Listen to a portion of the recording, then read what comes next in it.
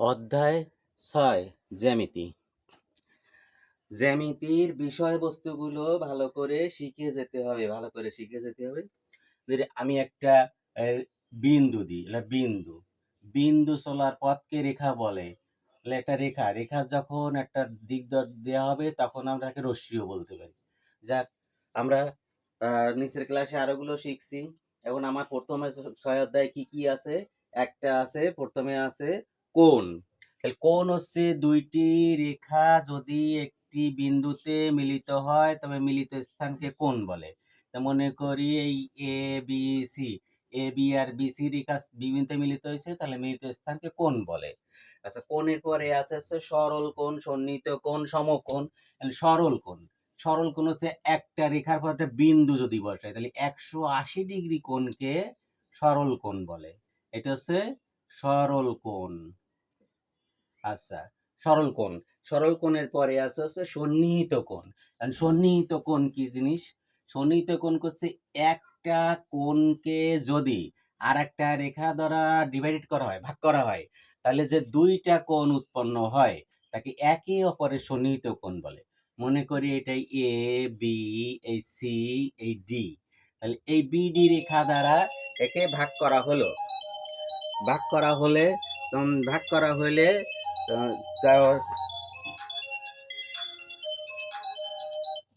হলে কি হলো? দুটো সন্নিহিত কোণ উৎপন্ন হলো। তাহলে এই কোণটা যদি হয় মনে করি 30 ডিগ্রি, এটা মনে করি হচ্ছে তোমার 40 ডিগ্রি, তাহলে দুইটা মিলে কি হলো? 70 ডিগ্রি। তাহলে 30 ডিগ্রি কোণের সন্নিহিত কোণ 40 ডিগ্রি, আর 40 ডিগ্রি কোণের সন্নিহিত কোণ 30 ডিগ্রি। তার মানে একে অপরের কোণকে সন্নিহিত কোণ বলে। যদি এইখানে এমন হতো এই কোণটা 50 ডিগ্রি, এই কোণটা 20 ডিগ্রি, তাহলে 50 ডিগ্রি সন্নিহিত কোণ 20 ডিগ্রি, আর 20 ডিগ্রি সন্নিহিত কোণ 50 ডিগ্রি। তাহলে একটা কোণকে যদি একটা রেখা দ্বারা ভাগ করা হয় তবে যে কোণ দুটো উৎপন্ন হয় তারা একে অপরের সন্নিহিত কোণ। তারপর হচ্ছে কি আছে? লম্ব বা সমকোণ। লম্ব একটা রেখার উপর যদি আরেকটা রেখা দণ্ডায়মান হয়, তাহলে এখানে যদি 90 ডিগ্রি কোণ উৎপন্ন করে তাকে বলে লম্ব। রেখাটা যদি এইটার মধ্যে হতো, তাহলে এই পাশে 90 হলে এই পাশেও 90 হবে, এই পাশে 90 হলে এই পাশেও 90 হবে। তাহলে এইখানে বলে একটা রেখার উপর আরেকটা রেখা দণ্ডায়মান হলে তাকে লম্ব বা সমকোণ বলে, এ বি সি। তাহলে এই কোণটা কি? সমকোণ, মানে 90 ডিগ্রি। তাহলে সমকোণ হচ্ছে 90 ডিগ্রি, এই পাশেও 90 ডিগ্রি। মানে একটা রেখা যদি আরেকটা রেখার উপর দণ্ডায়মান হয় তারে বলে 90 ডিগ্রি বা সমকোণ। তারপরে হচ্ছে যে সমকোণ, সূক্ষ্মকোণ বা স্থূলকোণ। সূক্ষ্মকোণ কাকে বলে? সূক্ষ্মকোণ হচ্ছে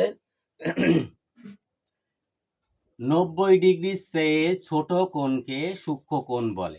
আমি যদি এখানে যদি এটা 90 হতো তাহলে হচ্ছে লম্ব হতো, তাহলে 90 চেয়ে ছোট কোণকে সূক্ষ্মকোণ বলে। তাহলে এটা যদি 45 ডিগ্রি হয় সূক্ষ্মকোণ, যদি এটা 60 ডিগ্রি হতো তাহলে সূক্ষ্মকোণ, এটা যদি 89 ডিগ্রি হতো তাহলেও সূক্ষ্মকোণ। তার মানে 90 ডিগ্রি চেয়ে ছোট কোণকে সূক্ষ্মকোণ বলে। এবার হচ্ছে স্থূলকোণ। স্থূলকোণ কি? স্থূলকোণ হচ্ছে যে 90 এর চেয়ে বড়। যদি আমি এখানে রেখা টানি তাই যদি 90 হয়, তাই যদি 90 এর চেয়ে একটা বড় দিয়ে দিই, তাহলে 90 এর চেয়ে বেশি বড় হয়েছে। বড় হলে মনে করো এটা তোমার 100 ডিগ্রি, এই পুরোটা 100 ডিগ্রি। তাহলে এটা হচ্ছে স্থূলকোণ। তাহলে 90 ডিগ্রির চেয়ে বড় কোণকে স্থূলকোণ বলে। আবার এই স্থূলকোণটা 180 চেয়ে বড় যদি হয়ে যায় তখন আবার প্রবৃদ্ধ কোণ। তাহলে আমি 90 ডিগ্রির চেয়ে বড় কোণকে স্থূলকোণ বললাম। আচ্ছা, 90 ডিগ্রির চেয়ে বড় কোণকে স্থূলকোণ বললাম। তারপর যদি এই রেখাটা আমি কোণটা যদি এইখানে নিয়ে চলে আসি, তাহলে কত বড় হলো? এইটুক থাকলে কি হতো? 180 ডিগ্রির চেয়ে বড় কোণ। মনে করে এটি 120, ওই তোমার 220 ডিগ্রি, মনে করে 220 ডিগ্রি, তাহলে হচ্ছে প্রবৃদ্ধ কোণ। তা আমি 180 চাইতে ধরলাম এখানে 210 ডিগ্রি, তাহলে প্রবৃদ্ধ কোণ। তাহলে 180 চেয়ে বড় কোণকে প্রবৃদ্ধ কোণ বলে। দেখ, আমাকে এগুলো জানার দরকার শুধু প্রমাণ করার স্বার্থে, তখন আমাদের এগুলো জানতে হবে। এই জন্য আমরা আগে কোণগুলোকে চিনে যাব। প্রবৃদ্ধ কোণের পরে আছে পূরক কোণ। তাহলে পূরক কোণ, যদি এখানে একটা লম্ব আঁকলাম, লম্বটারে এখানে একটা ভাগ করে দিলাম, তাহলে এইটা পুরোটা কি ছিল 90। তা মনে করি এইটা 50 ডিগ্রি, এইটা 40 ডিগ্রি, 50 আর 40 কত, 90 ডিগ্রি। দুইটি কোণের সমষ্টি, যদি দুইটি কোণের সমষ্টি 90 ডিগ্রি হয়, তারা একে অপরের পূরক কোণ। তাহলে 50 ডিগ্রির পূরক কোণ 40 ডিগ্রি, আর 40 ডিগ্রির পূরক কোণ 50 ডিগ্রি। তাহলে দুইটা কোণের সমষ্টি যদি 90 ডিগ্রি হয়, তাহলে একে অপরের পূরক কোণ। যদি এইটা ধরো 60 হলো, এটা 30 হলো, তাহলে 60 আর 30 কত, 90। তা দুইটা কোণের যোগফল যদি 90 ডিগ্রি হয়, তারা একে অপরের পূরক কোণ। তাহলে 60 ডিগ্রির পূরক কোণ 30 ডিগ্রি, আর 30 ডিগ্রির পূরক কোণ 60 ডিগ্রি। এবার হচ্ছে সম্পূরক কোণ। সম্পূরক কোণ হচ্ছে কি, যদি 180 ডিগ্রি কোণকে, পুরোটা কত আছে 180 ডিগ্রি, তাহলে এটা ভাগ করে ফেলি। ভাগ করে ফেলে মনে করে এখানে 150 ডিগ্রি দিলাম, আর 30 হলে 80 হয়। তাহলে 150 ডিগ্রি প্লাস 30 ডিগ্রি সমান সমান 180 ডিগ্রি। যদি দুইটি কোণের সমষ্টি 180 ডিগ্রি হয়, তারা একে অপরের সম্পূরক কোণ। তাহলে 150 ডিগ্রি সম্পূরক কোণ 30 ডিগ্রি, আর 30 ডিগ্রি সম্পূরক কোণ 150 ডিগ্রি।